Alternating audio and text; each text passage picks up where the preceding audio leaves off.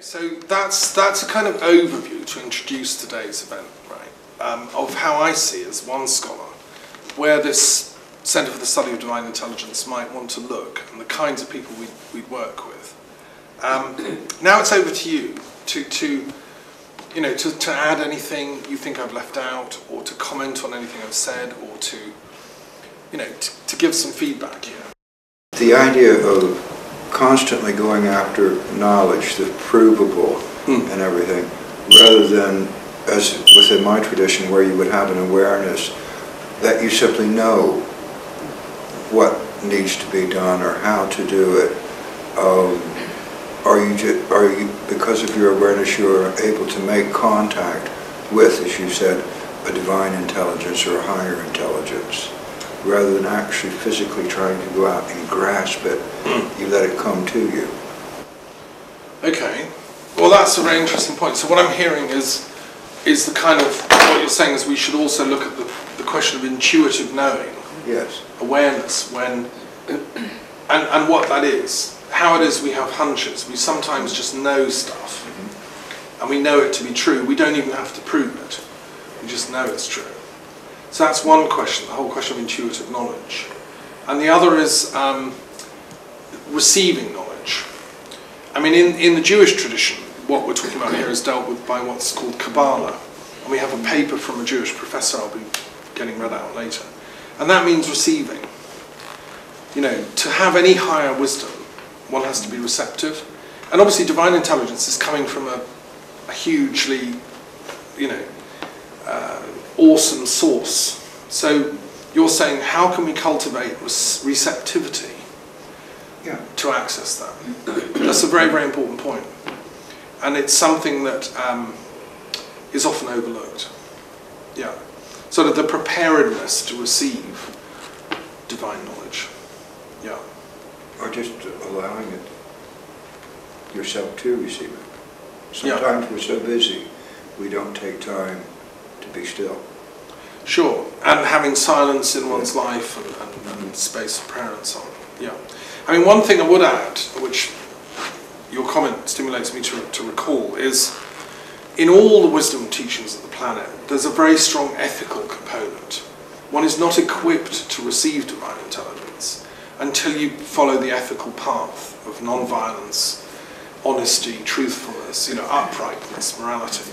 And they vary slightly on this, but the fundamental stress in all the teachings is that you can only access higher wisdom when your life is pure enough to act as a successful vehicle for its manifestation. Otherwise, it does what Isaac Luria calls shattering the vessel. If you're not, and we see this in psychosis and other kinds of mental illness and sort of psychic inflation, when people, I don't know, through drugs or whatever, they access illicit glimpses of super-celestial intelligence and then can't cope with it ethically, and the shattered lives as a result. So I think that's a really important point that you raise about receptivity. Yeah. Okay, any other points, comments here? Well, you made me think about the expansion of consciousness. And I was thinking that in past times, frequently, not always, this has occurred with individuals. Right. Developing the virtues are not understood properly. They're just excellences of the human being and powers of the soul that are actualized, the virtues. And they're at different levels. So if you develop up from the virtues, you start from the physical, ethical, moral, political virtues, and then you move to the cathartic, which are the purification ones necessary for going further. And the theoretic versions just mean virtues are just those enable you to see with your interior eyes. So your consciousness is moved from outward things inwardly to an inward universe. And then you move from the cathartic, theoretic, to the paradigmatic, which are actually spiritual virtues. What occurs to me is that today we seem to be trying to coordinate all the teachings of all the experiences that humanity has undergone and to collectivize them somehow. And I'm thinking that if we were able to collectivize the positive developments in humanity, it would be an enormous force for improving the momentum of the development of the planet. And it would have repercussions on nature. When there is a development of the virtues, then flowers and plants just bloom and blossom. And you have this communication, these channels of communication, it's possible for them to open and contact intelligences that have actualized their potential before us. A bit like the Fintorn phenomenon. Yes, Yeah. very much like that. Yeah. And so I think it's absolutely delightful to see that you're proposing this new academic field, because we do need to bring in people who have developed the rational faculties. We need to, the big challenge is to coordinate the rational and the irrational, so they harmonize rather than conflict. Sure. And Dodd's famous work on the Greeks and the irrational. That's not to overlook the importance of the irrational. That's Dionysus. Right. Oh, that's the life element. Without the life element, your knowledge is dead. I like the phrase super-rational rather than supra-rational. Yes. But the but there is an irrational and a super-rational. They're different levels, in my view. There's always the shadow, yes. Yeah, okay. You raised a very important point about virtues, the virtues. It's something as a religious studies teacher, I always get my kids to list the virtues. And in the periodic table of the world's religious and philosophical traditions, in the breakdown within that, I list the values and virtues that each tradition upholds. Things like courage, honesty, humour, wisdom, compassion, etc. So the scientific study of virtue is very important. And of course, in the Aristotelian tradition, revised by people like Alistair McIntyre, they talk about virtue ethics. The essential thing in the ethical path is to cultivate virtue. But then what is that? And you rightly list the kind of sliding scale of that, going up to the theoretical or intellectual virtues. Meditative powers. Yes, they're powers of the soul, in effect. And that's what the term faculty means. Facultas in Latin was a translation of power, dynamis in Greek, meaning these are powers of the soul. I mean, Spinoza said peace is a strength of heart. It's a power of the soul, right? And that's peace being a virtue. Where does it come from? It comes from an empowered heart that feels compassion, feels mercy, and so on. So how can we awaken, as you say, collectivize these, what were seen as individual virtues, but in the collective sphere of mankind as a whole? That's Homo noeticus. Teilhard de Chardin talked about that. Sorokin, the great Russian sociologist of altruism, talked about that. That's the job ahead of this question of the CSDI, really. But my view is, further than that, is that the momentum that would be gained by collectivizing these things would then enable us to expand our consciousness into the cosmos. Sure. So we could discover the macrocosmic consciousness and then the microcosmic consciousness, and then finally the divine. But it seems to me that it parallels the outer workings of science, because people used to think the earth was flat. That would be our low level of consciousness. Then they realized that, the earth is round, goes around the sun. Although other people knew this before as well. And that parallels an expanding consciousness. Right. And then you realize that the sun isn't the center of the universe, the galaxy has a center. And then you wonder, what is the center for all the galaxies moving around? Sure. So the expansion of consciousness is actually infinite. Is that actually the expansion of consciousness or the expansion of knowledge? Well, consciousness is knowing with. So it's a uniting your knowledge in your inward intuitive perception, you see. No, it's both. How you use knowledge, it's both. To me, the awakening to consciousness on these different levels, it's not the knowledge, but the way you perceive the knowledge and then apply it. That gives you your higher consciousness. Because you realize it only by applying it. Yes, exactly. In other words, the knowledge without the action is no good. Exactly. Right. It's not actualized. It's not real. And that goes back to the importance of ethics. And as a planet, we have the knowledge out there. The science that's known, the great scholars of the planet know all these esoteric secrets. They're published in learned papers and so on. It's in the collective awareness of society as a whole. People that are killing and fighting and criminals, and rapists and that sort of mass consciousness that are not living up to the knowledge that's known. Divine intelligence has always been available. The question is, why aren't we accessing it more? And what social structures can we build? What kind of economic and political systems do we need to enable people to access divine intelligence more? Feudalism was an attempt.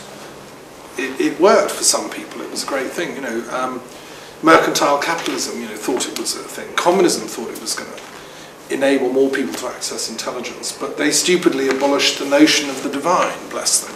Even Lunacharsky, the commissariat of enlightenment in Soviet Russia, very clever man, wasn't able to kind of break through into working with spirituality and religions because of Lenin's fanatical atheism. So we've inherited this chaotic and broken world, and I think we've got to re-begin that conversation. So there are social and political and economic implications, and those are some of the other social scientists that we need to engage with, which I mentioned when I talked about social epistemology and so on. So any other comments? Well, I will not discuss what I think are possibilities about this divine. I think there are about 4 directions which different people believe in different aspects.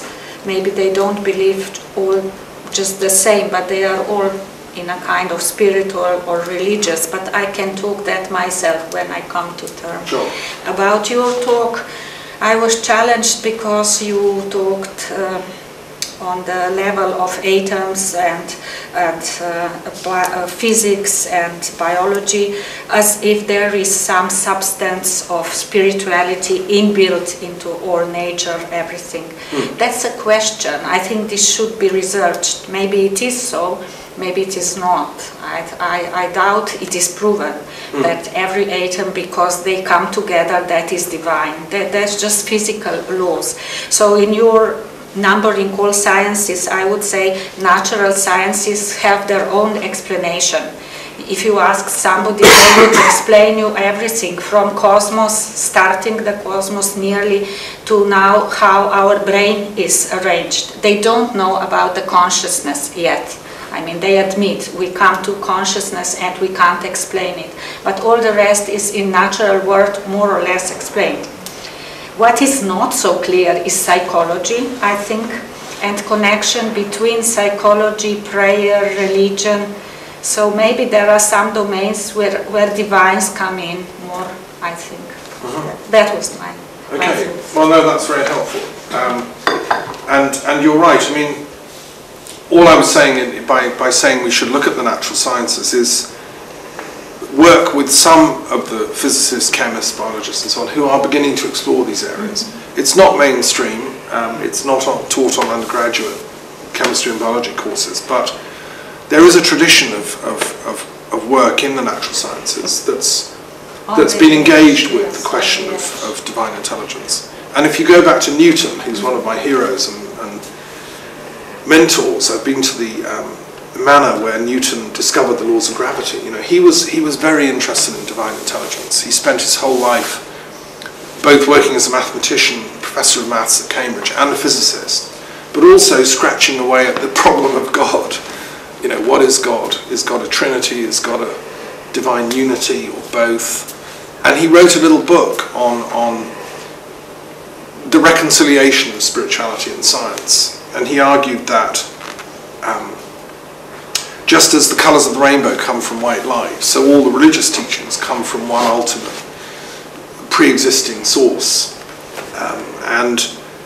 But he was told by his theology colleagues at Cambridge University to shut up his manuscript in a drawer and not publish it. And it wasn't published till the 1950s, right? And he predicted there would come a time of religious peace on the planet.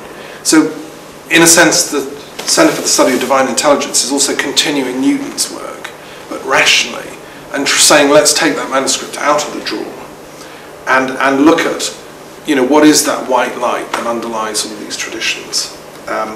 And I think there will be physicists, chemists, biologists, and other scientists who want to be part of that conversation. Yeah, isn't it true that something like 20% of our DNA structure is understood? and the rest of we don't know what on earth is functioning provides for us. They are starting to research that so-called dark matter of RNA, which is involved in regulation of DNA, but it is all getting explained.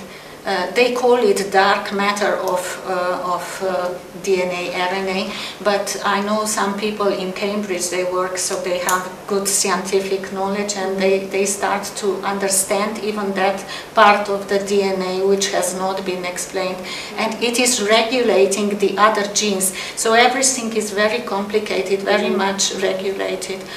I don't know if they know 100% all, yeah, but about 70%. And as you know, they don't know about 80% of dark energy in the cosmos. Well, that's where cosmologists, we should have a cosmologist at this gathering. But about DNA, I have certain hesitations, because in New Age theory, they have this kind of healing of DNA by some very, very exotic manner. They would enlight with UV light your body, and they say your DNA is getting cured, corrected. Physical scientists know how DNA is corrected by some enzymes. I am not quite sure that this works, what they are saying, If they will prove me that they can by light correct the DNA, then I will believe, before not. Sure. Yeah. Okay, well that's very interesting. So look, I think what I'm going to propose is we take a little break now. Candididas Biodata. Born in Belfast, studied architecture at Bristol University, then took up studies of Vedanta philosophy at Bhaktivedanta Manor, Watford. Lived as a Brahmachari monk for 9 years. During these years established programs to assist the Hindu community, and particularly the Hindu youth clubs, summer camps, Mahabharat magazine and Vedic Society clubs at universities. From 1982 to 1995 was president of the Bhaktivedanta Manor and helped steer the organisation through challenges from the government to close the temple to the public. From 1994 to 1998 involved with the social, environmental and engineering issues for the Mayapur project in West Bengal. Since 1996 is director of Buckland Hall, a conference retreat centre in Wales, has advised the BBC on Hindu affairs since 1989 and currently part of the BBC's Standing Committee for Ethics and Religion. Regular contributor to Thought of the Day on Radio 4 since 1995.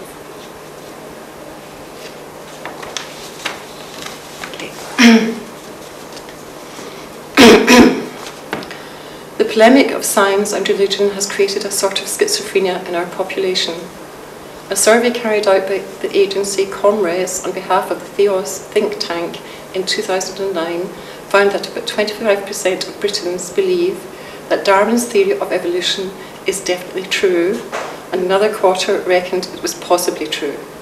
Out of the other half, 10% believed in young earth creationism and 12% in intelligent design, with the balance feeling unsure but often incorporating a mixture of the evolution design and creationism. Yet polls have also shown that up to 68% of folk in Britain believed in ghosts or the supernatural. It would seem that most people might lean towards Darwinian evolution as a scientific explanation of life, but simultaneously feel that there is something more as well. I personally feel the fact that the majority of people cannot identify with the contentions of either absolute Darwinism or absolute creationism is a feeling of both the scientific community, scientific and religious communities, an unwillingness to accept a broader perspective than their chosen fields, even in the face of scientific evidence and human experience. Therefore, I welcome the efforts of this institution to explore openly and honestly new paradigms of understanding that may shed light on how and why we are here. We should help to reduce the unwholesomeness, schizophrenia of science-religion contradictions. It may also prove invaluable as a more comprehensive and acceptable basis for discussing and concluding matters of ethics and values. One approach with inspiration from the Vedas. The Vedas are not scientific texts, but they do hold descriptions of matter and the universe that are strangely coherent with the most recent discoveries in physics. In the early 20th century, several notable physicists delved into these ancient texts from India. They found useful insights that helped them formulate their own theories for the behaviour of matter at subatomic and cosmological scales. I've been working with a few scientists with diverse backgrounds, particularly in physics, biology and neuroscience. Together we are examining the latest data and evidence from various fields, and it is clear that the standard model struggles to explain the current evidence. There are too many contradictory or unexplained aspects or over-reliance on the role of random or chance actions. It seems that we need a bigger box to put all the data in, a broader scientific model that better matches the evidence. The energy-matter spectrum. The key insight is that the material reality seems to be a spectrum of states of energy that have progressively transmuted into the other. Being a transformation of each other, there is an influence and impact of the behaviour of one energy state on its nearest relations. What we consider physical matter may be one end of that spectrum. Intent. Drawing on the role of the observer and the indication of some form of intent within the behaviour of matter as witnessed in quantum physics, it appears that consciousness and intent should be regarded as features of a particular form of energy at the other end of the spectrum from physical matter. Intentional energy and physical matter are linked by a series of intermediate energy states whose theoretical existence is postulated to fulfill the observations regarding certain unexplained phenomena. The suggestion is that intent is the subliminal driver for the progressive transformation of matter, and that the intermediate states of matter/energy encode intent in particular ways, allowing them to program the way in which physical matter appears and evolves. The intermediate states between intentional energy and physical matter appear to include 1. A conceptual field that translates intent as mind concepts and which then feeds an information field. 2. An information field that encodes mind concepts as stored information. 3. A state of proto-matter which, when excited by the vibration of the information field, manifests as physical matter. Cognition. These intermediate fields are also active in the process of conscious observation. All physical matter and proto-matter energy are accommodated within the medium of the information field, and their actions leave an imprint within it. Conceptual energy accesses and converts these imprints into images and concepts available of being read and perceived by intentional energy. It is postulated that intentional energy can be present in localized, individualized form, manifesting the intent and perception of an individual organism. But it seems that intent may be conglomerated to ever greater degrees to produce broader effects in the development of matter and the manifestation of the universe. Hence, the grouped intention, say of a particular species, could feed the process of conceptual and information programming that would give rise to a new form of organism or the development of an existing species. Application of the theory. Here this theory provides a framework for addressing, amongst many other things, the following issues. 1. The appearance of matter. Both at the start of the universe and as witnessed in the activities of the subatomic particles. Rather than suppose that matter appears from nothing, the theory suggests an underlying energy field or proto-matter that is activated and given form by input from an information field. 2. The source programming of cosmological constants and the manifestation of irregularity in the unfolding of the universe. Again, rather than assuming that the precise factors determining the form of the universe are accidentally and coincidentally exactly suitable for the manifestation of planets and life, the theory offers a directional mechanism and input of information that might be at work beneath the surface. The informational input for the development of prebiotic chemistry and living organisms. How and why new forms of organisms can manifest, the link between the environmental and survival drive for adaptation and the adjustments required at the genetic level. Currently there are major gaps and discrepancies in attempts to explain how matter becomes self-organised into the first biological forms and therefore into more complex and diverse species.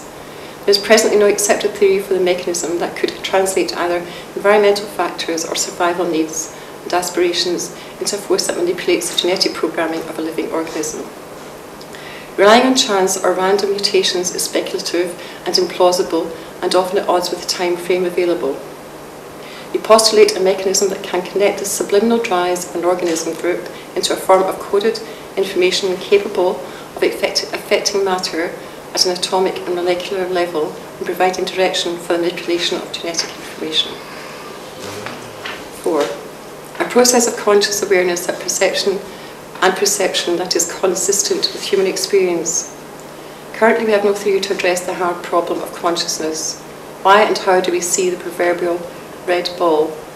Neither is it satisfactory to try to deny or downplay conscious experience simply because it does not fit in the paradigm of brain functions as the all in all.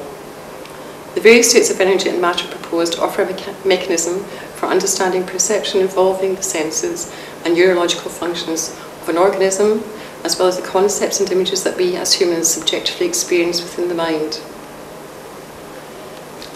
Soft issues. The model offers explanations and potential for exploration in several soft issues relating to human experience.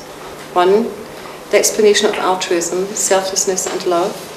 2. A basis for personal responsibility and morality.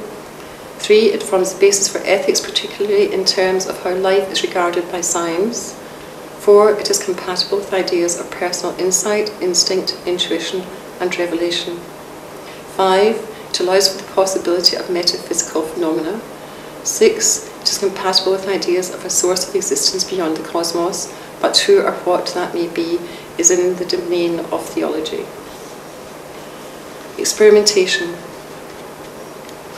We recognise that the efficacy of a model is tested by how well the theory and its predictions and extrapolations match the facts of accepted scientific data, and to demonstrate that it is a better match to reality than other theories. As is conceded in many of the fields in which it can be applied, specific experimentation on matters of the appearance of the universe or biological evolution can be more challenging, if not impossible. However, the theory at least offers some scope for investigation and potential experimentation, indeed more scope than current models. The evolutionist creationist debate. As a theory, it avoids the polemic of the evolutionist-creationist debate. It is a rational and science-based theory that builds on the observations of traditional and modern science. Although it benefits from the insight of the Vedas, it is not an attempt to prove statements of a particular scripture or wisdom tradition. However, it provides a scientific model that is consistent with both scientific evidence and much personal spiritual revelation. Because we can only take the model to role of intent at the limits of material reality, the model itself cannot address deeper transcendental matters. It is therefore non-theological and seeks neither to prove nor disprove the need for or existence of a distant creative force or being. But it does provide a model that is at least consistent with such theological revelations. Comment on divine intelligence. I personally believe that the picture cannot be complete without the existence of a divine personality, the ultimate source of all energy and intelligence. However, I have prepared to work in a model that is not reliant on that belief or assertion, as it is beyond the bounds of scientific process. The supreme is beyond logic, but is not illogical. Rather, it is a reasonable postulation to explain the information input that is evident in the unfolding of the universe. I have a particular problem with the misuse of reliance on randomness, chance and nothingness as explanations of why or how matter behaves. It is invoked for the formation of matter, Big Bang, evolutionary beneficial mutations, etc. To say something appears from nothing is a denial of potential underlying phenomena. Claiming something happens by chance is not an explanation. It is a non-explanation and is anti-science, as assertion is that there is no cause to explain, investigate or test. The suggestion that there might be a divine intelligence is at least consistent with the processes of cause and effect.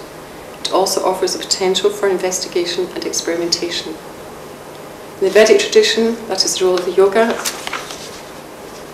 an experimentally repeatable process that is said to yield predictable results.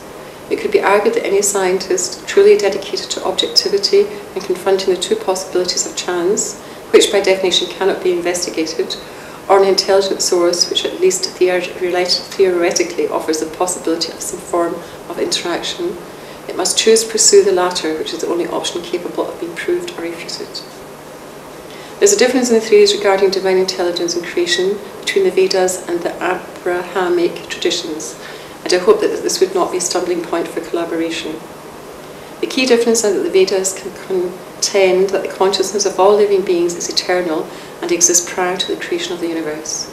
Creation occurs to accommodate the various desires and material aspirations of all the souls to be provided bodies within the cosmos.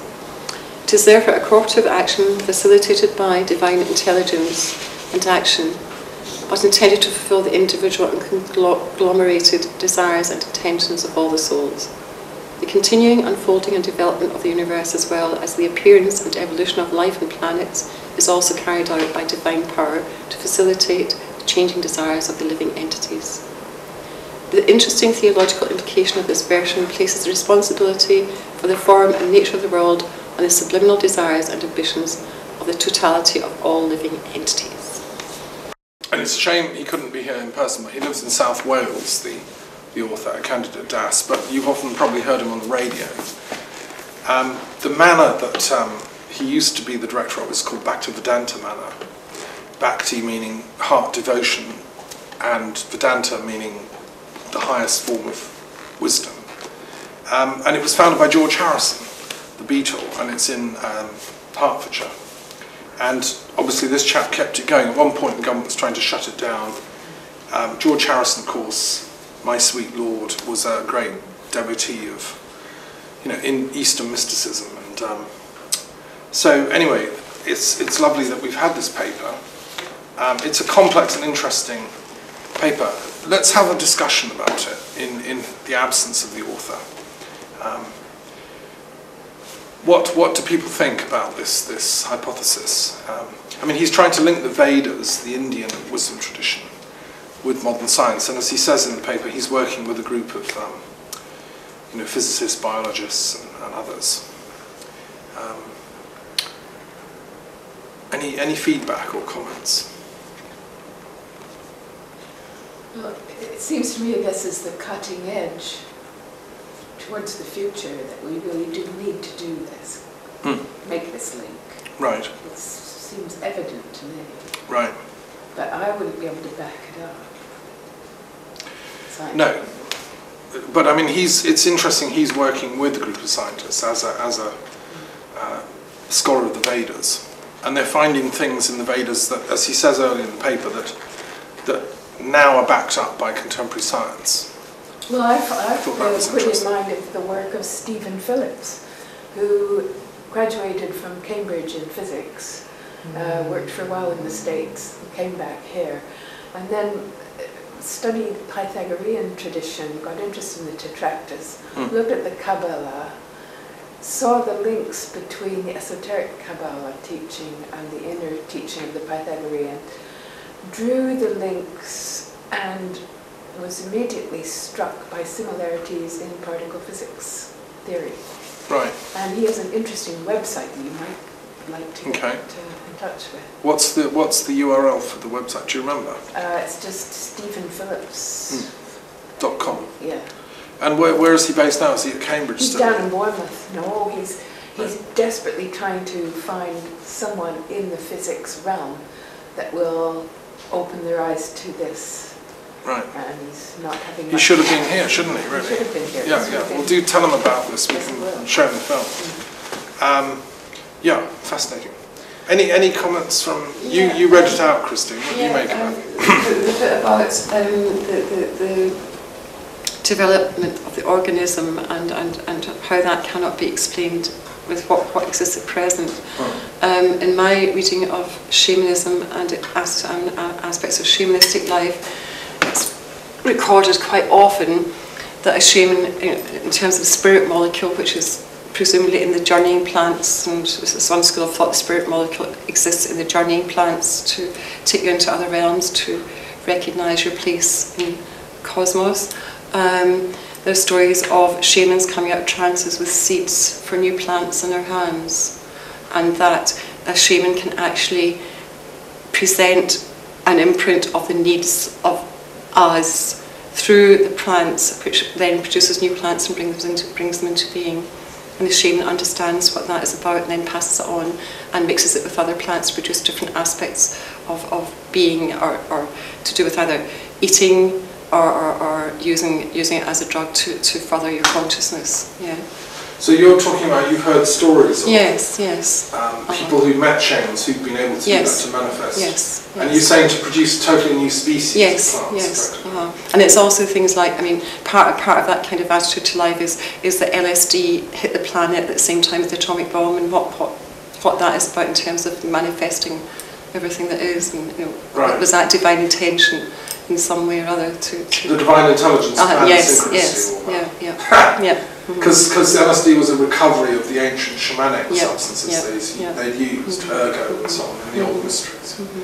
And obviously it activates some kind of divine intelligence in humans, which people like Ramdas and so on studied. But that's fascinating what you're saying. I've not come across the idea of a shaman being able to manipulate at the molecular level new plants. I mean, that could, of course, just be a story, a myth. It's fairly well recorded, you know. Is it? Yeah. My reading of and references, You've come across them? Yeah, absolutely. Reading more than one. Well, I'd love the references if you could follow that up, because that is quite an astounding claim if we can document that. There's actually just one book which I've just finished reading called Breaking Open the Head, which is based on trepanning, where they bore a hole in the top of your head, and that's the phrase they use, breaking open the head, and trepanning. And it's written by a guy whose name I've forgotten, who was a journalist, but who had in his youth experimented with drugs, and he thought he was being devil's advocate, and he visited various different shamanistic tribes around the planet and experimented with things, and it's his record. He comes from a devil's advocate point of view, and it's his record of his experiences, and his and he goes on to look at cultures and our present culture in the light of all that, and life. It's a very easy book to read, and it kind of touches on a lot of aspects of that side of life. Yeah. Well, it's kind of what I said in the introduction about the importance of shamanic culture, and part of the conversation about divine intelligence is contacting representatives of this. And the fact is, a lot of these shamanic traditions use psychedelic or soul-revealing triggers, don't they? Yes, but these people have spent their lives communing with the plants, essentially, and understand how to navigate their use and properties in a very, very deep way. Right. And I mean, he's not here to join this conversation, but Terence Mckenna, who was a great theoretician, he wrote the book Food of the Gods. Yeah, he argued that Homo sapiens got to be fully conscious. We can sit here having this conversation because we were the animal that dared experiment omnivorously with all kinds of things, discovered magic mushrooms, peyote, and psychedelics, and that's the origin of consciousness and speech. We are humanity having a very long, interesting trip, according to Terence Mckenna. Sadly, he died recently, and his library was gifted to the Hawaiian branch of the Theosophical Society and went up in smoke. The thing caught fire. I'd love to have seen Terence's library, but so people like Fraser Clark and other common friends were exploring that in this country. It would be nice if explorers of consciousness were able to do this work legally and responsibly. And all the youth that like to do this stuff, again, should be decriminalised. But they do need wise navigation, and mentoring and support. Okay, just really a chance for any final comments on the candidate Das's paper. From the Union perspective. I mean, this question of intention is interesting that he's focusing on. That's what struck my attention. The intentional energy. Is that what some people might call the odic force? Have you come across that? Yeah, I have come across that. Von Reichenbach, a German thinker. Is there a similarity in that? I would really need to read that paper. Sure. Well, I'm going to publish the proceedings and stuff, and a summary of it. But I suppose what he's really arguing is that behind the visible universe, that matter is simply one end of a spectrum of phenomenon, which includes mentation, thought, intention, and will brings into manifestation. It goes back to Plotinus and the theories of emanation, really. There's a link between the ancient Greek discoveries and you know, the Hindu traditions. Can I just say something? The thing that strikes me about it is that if, well, in the Greek tradition, it's thought that the human being is a microcosm, the small aspect of the macrocosm. Yeah. So if that is the case, then theoretically our energy should range through the whole of the macrocosm. We ought to be able to affect the universe. But we need to have developed the ethics first and the wisdom to know how to go about affecting the beautiful order of the cosmos in positive ways. Yeah, to become co-creators with the divine force, we have to be trained up to be responsible.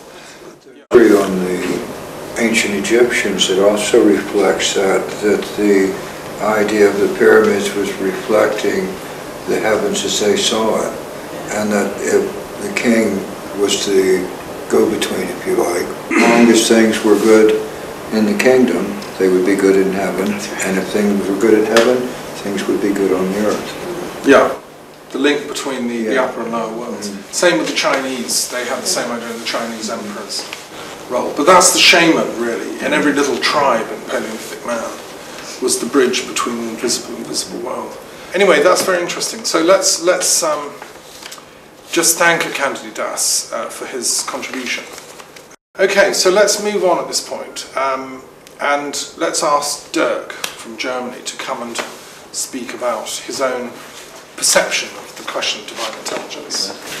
Well, I start with something I don't know much about, but which I found really interesting, and it's called something about mathematics. It's called the divine section, or divine or golden section, that is divided into two segments, a greater and a smaller, and that the length of a plus b into a as a to b is divided into the golden section or golden ratio.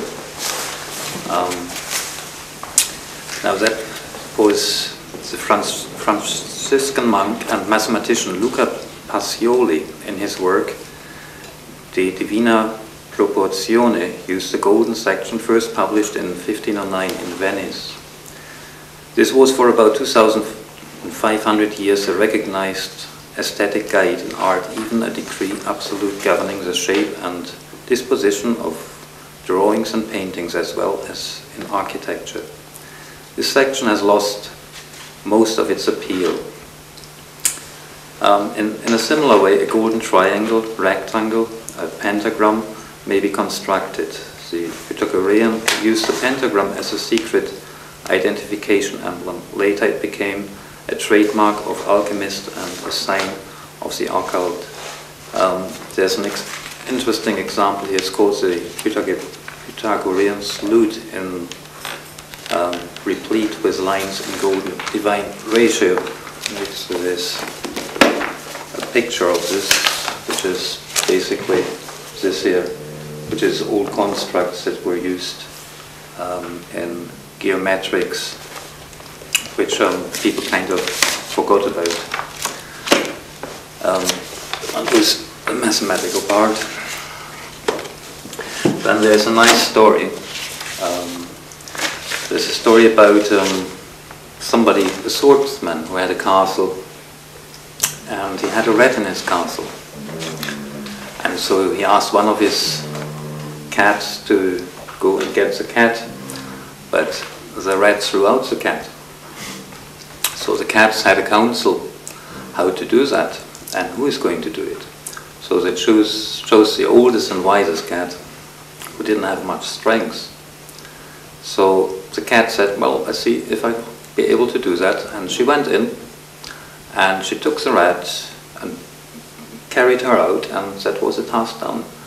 Now the swordman asked the cat, how did you do that? Well, I went in without shape or form and without intent. And by nature, then, I could remove the rat. So the swordsman said, that must be Zen. You got the practice, and I got the theory. So I quite like that. I found that on the internet as I was looking for words. A great achievement of our Western civilization has been in the physical sciences. We have built up an elegant, consistent, and exceptionally powerful worldview. We have developed tools that allow us to wander deeply into the material side of things and return with laws and explanations and new findings. This has come to an uneven recognition. If we think about philosophy from Asia, for example, the further we go back in time, the more unity we find between man and nature. Different cultures have developed different religions, different views, different philosophies, different minds. Clearly this can be understood if looked at the medical development of peoples. The Western practitioner, with all its sophisticated tools, has produced a machinery which cannot be stopped but now needs to produce ill people to justify itself. The Indian Asian countries employ simple techniques of keeping the body fit, common sense ideas of belief and practice, natural living, and beliefs that points to a philosophy that works and has, over the last 5,000 years, humanity has taken certain routes, still does, that divine the healthy from the sick. A new balance is needed between the eyes of the spirit and the eyes of the body. New disciplines surface. A lot of New Age practitioners rely on old philosophies to recognize illness and treat them effectively.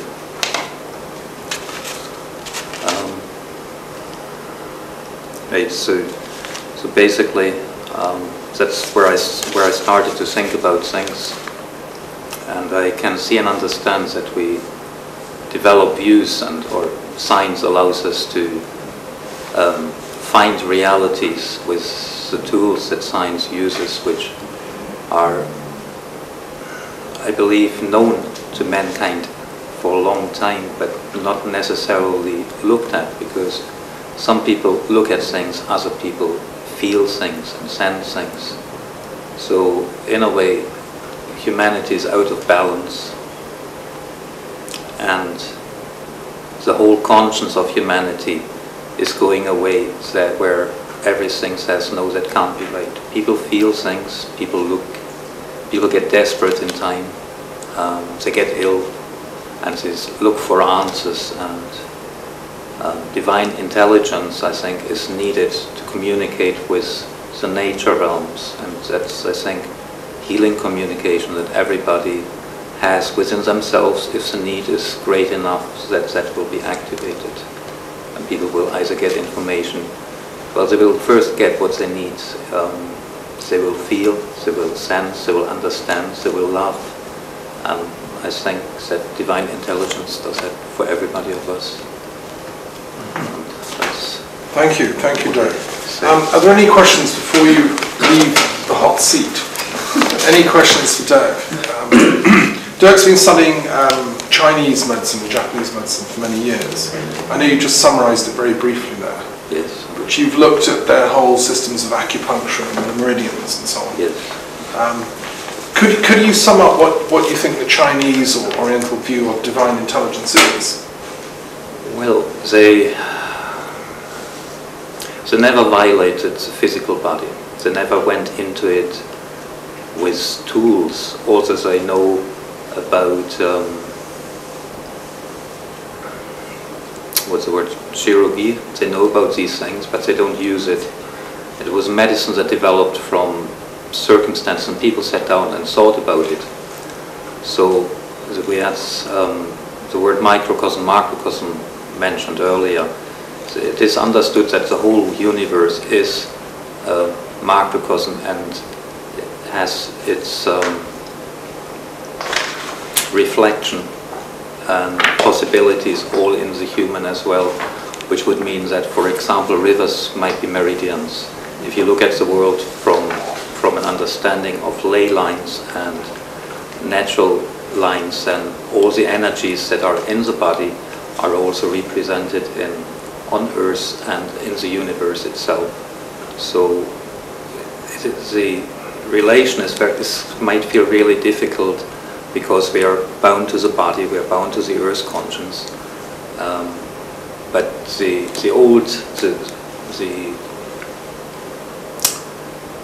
the story of how the Chinese think that the world developed is a mystical story that starts with saints, that starts with divine powers of light that were given names and how they created things. And people have been following that culturally for the last, well, since the existence of time, since exists the birth of the conscience. And it allows, for example, if the ley lines of the universe are understood, it would allow people to fly. It would allow the spirit to be directed and coordinated. But these are very old ley lines. This is a very old knowledge, which I believe is a lot in the Chinese psyche, because they have strong religious beliefs. They're martial artists, people who have been studying, I don't know, Shaolin Kung Fu comes to mind, things like this, which we hardly understand because we work our bodies more mechanically. We have developed other mental gifts, I think, of understanding. If I try to understand, or if I can move my body very fast, both has its place. But if I can move my body very fast, then I also my mind would have to follow. But it's a different discipline. It's a different understanding of energy and what one can do with it. And because it's in martial arts, for example, very quick, it's very easy to communicate or be with energy of other beings, because one doesn't get caught in it. One moves with it and one plays with the chi of things. I find it very stimulating, and I hope that everybody finds something. Well, can take something, can feel of the energy that does something for people. So in effect, just to summarise what I think you're saying, the Chinese Oriental view of divine intelligence would be what we could call the Tao. Yes. They named this as the unnameable. Yes. In the Tao Te Ching it says the Tao that can be named is not the true Tao. Right? So the real divine intelligence cannot be named. Yes. But it manifests in the microcosm of the body as chi. Yes. The energy that we feel is a manifestation or aspect of the Tao. Yeah. And so really what's exciting about what you've been sharing with us is this is a global project. The Centre for the Study of Divine Intelligence has to draw on all cultures, ancient Greek, Arabic. We were going to have a speaker here from Cairo talking about the Islamic tradition. It's the Islamic New Year today, the Sufi tradition. We've got a professor from Israel speaking about the Kabbalah. You brought the Chinese wisdom. In a sense, they're all saying the same thing, aren't they, from different perspectives? That's what makes it so exciting, I think. Well, they all describe something, and it's like different bodies. They were in different times. For example, I think the Greek. If I think of Greek, I think of a centaur, half man, half horse. Right. How would that work? I only have a human front. What we have is people riding a horse. So how can one, if that is real, how can you get in contact with that? It has been shown in films, and it's stimulated, I think, in virtual reality. But where's the reality about it? If it is there and if it is real, then it must be contact. What would that be? Greek mythology is often a sort of metaphor, isn't it, for states of consciousness. Some people are like centaurs. They're more, animal than human. But it's, anyway, you've raised many interesting points. So any other questions for Derek? Well, I'd just like to make a comment. I really think it's wonderful that this tradition has survived so much adverse political and social disruption that went on over in China. And to have this ancient wisdom coming through and spreading to the West even, and being preserved, is quite miraculous. And there must be a reason for it and a very valid use of it, or it would have just disappeared. Yes, so thank you for your work. Welcome. Thank you. Anyway, I greet you again, and I'm pleased I can say something from the perspective of pure science, if one can talk about pure science. which I mean mostly logical derivations and proofs of experiments, and then what is proven indeed. It is all on material and energetic level, of course, atoms, subatomic particles, and so on. So I guess, as far as I follow, well, I'm a biochemist, but I do follow a little bit of physics and also cosmology to some extent, how the universe started. You talked something on that Big Bang is not really proven, maybe yes, maybe not. Maybe there are parallel universes. And well, what people question is why all these constants which exist, these numbers, put into existence just this world as it is. But it could be by chance. So Hawking, a very known scientist, lately said that it's not necessarily that somebody started everything. The creator is not needed for explanation. But he didn't say that that implies that some intelligence is not existing, because it could evolve, it could be hidden, but it is not necessarily to start everything. Okay, so I think we should not look into the pure science for what we are now talking about. We are talking about the divine, which I tried to define first what divine could be. And in our language, Slovenian, we don't have such a word, divine. I think deva or vila, which are the similar roots, mean fairies, so something like fairy tales, divine. But we have the word sacred, which is svet, and we have the word godly, which is božji. And that comes down to more religion than spirituality. Spiritual means duhovnost. Of course, modern time gives a lot of very many different spiritualities, but I think the basics are religions and sacred texts. And some scientists, even modern scientists, read some similarities between their recent discoveries and very sacred texts like Vedas and so on.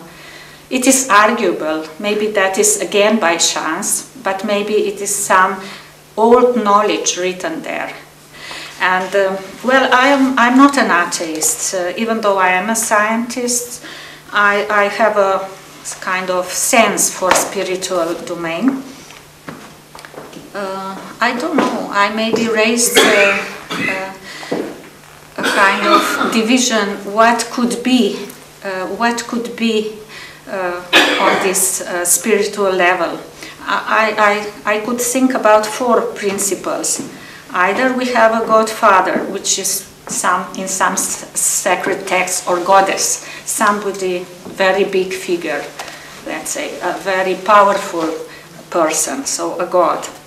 We could have everything in nature, inbuilt in cosmos, so this is a second pantheistic view, all right. We could also have Tao, so inbuilt in everything, we cannot name it from atoms up. So this is a third possibility. And the fourth one I see as aliens, which is very profound and very much, I don't see aliens as true gods. Even if they existed, they would be like us. They are just maybe a bit more developed. So to me, aliens is not truly divine. To me, divine is either Tao or cosmos or some big figure like Godfather. But I don't know myself what I believe. I think, if I look truly, what I believe is more like Tao. So, Taoism. We have a strange word. I was playing a bit about words, because miracles, if something happens which is not by natural laws, miracles are not explained by natural laws. And we call that in our language čudež. Čudež, which also means čuden, strange. So if something strange happens, it is miracle. That was funny to me. And to two things which I think are to differ between them are intelligence and consciousness. I think these are two quite different concepts. Somebody can be very intelligent but not conscious. And I think intelligence can happen in the world of robots even, but consciousness hardly so. And I think the animals are both intelligent and conscious, but more so conscious than intelligent. And what's the difference? We could discuss that. What is the definition of intelligence or consciousness? But here I have some writings down that as the evolution, let's say the evolution holds, the world started somehow and we evolved to the point as we are now. And we have very complex systems, not only human beings, but all organic life and all animals are very complex systems. So this is a play of information. So much information is put in, and then could be some feedback loops, and everything could be very well regulated. And there, I think, comes in some healing energies, you know, because this regulation can go wrong, you know. And somehow when somebody is putting hands on people, this kind of healings, I think it works from above for these very complex systems, that they come into harmony again and so on. What could I say on the divine level? Is healing possible without the divine component? Well, of course it is. It could be all explained by the bodily forces, but some healings are miraculous again, and so there I think we don't understand all. Yeah. And so I came from this definitions of words to the very basics of all ethics and religions, which is that very individual, each individual is very important, and the Christ saying is, what you do to the little one, you do to me. So I mean, this is some kind of basics, at least of our Western ethics, to treat anybody other so as you want to be treated. And I think that anyone, even not educated human being, could know this kind of ethics. Now this is very kind of new age, but I yesterday opened this Love, Cooperation and Wisdom from Thomas edition of this journal he makes, the journal of 8 muses or 9 muses. And there was Clio 2, which was a lot about love. And love is a kind of healing power, I would say. So if we discover what this healing power is, or maybe we need even not discover it, we should just practice this altruism and love, and we know what the healing power is. That's in short. And actually, from scientific point of view, I ended with all these books like spontaneous healing, phase healings, and they are medical doctors who actually explored medicine to all details, and they find out that they can't cure somebody, but when the person is weird correctly, with faith and some kind of belief that he can get cured, and then if he has also the proper healer, then these healings happen, yes. Well, this is to be probably researched. You were asking if this has anything to do with bodily functions like DNA, molecules. I don't know, but I think it has to do. It's just not so very simple that DNA would change from one form to the other, even though it could be possible. I think this could be researched. These spontaneous healings and even these phase healings could be under more research. What indeed happens that total regeneration of half of the head can be possible in some cases. They explain or whatever. And, so there must be some energies which we don't know. But is that divine, or is that just something which we don't know? So I came to healing, and it's not just healing, it's also everyday life, like peace of body, peace of mind. I came to this book, it's just all by chance, you know, these books appear. This is synchronicity. But this book is very nice. It talks, it gives you at the end regime what you should practice to be healthy. And we all know this already now in these days, because they say, what is the main thing? Oh, peace of body is peace of mind. So you should do walking. Walking is very good exercise, they say. You should listen to music. This is very good for you too. And then you should meditate. Maybe sometimes take a hot bath and actually reduce stress. This is stress reducing techniques, because stress is not very good. I mean, if it is burdening you all the time, you will not be healthy. So effects of stress show in. If you are much under stress, you are dissatisfied with your life. You can be very anxious, and you can have low-grade depression. So you have to realize that if you want to get rid of these effects of stress, that yourself, you have to change, not others. I think all comes down to psychology. Even if we start thinking about this divine and all these energies, all this physics, it comes down to more or less simple healing and psychology. But about shamans, I'm very interested. I don't know anything about that. Maybe that is also possible, some magic. Yeah, you'll tell more about that. So that's all I think I have prepared. Do you want to, can I suggest, Eva, you finished by, you had the quote from Dostoevsky you were going to read. Oh, I see. Yeah, that's what about... What do you mean by reading that? Because it's a beautiful quote. Yeah, that's a quote on love.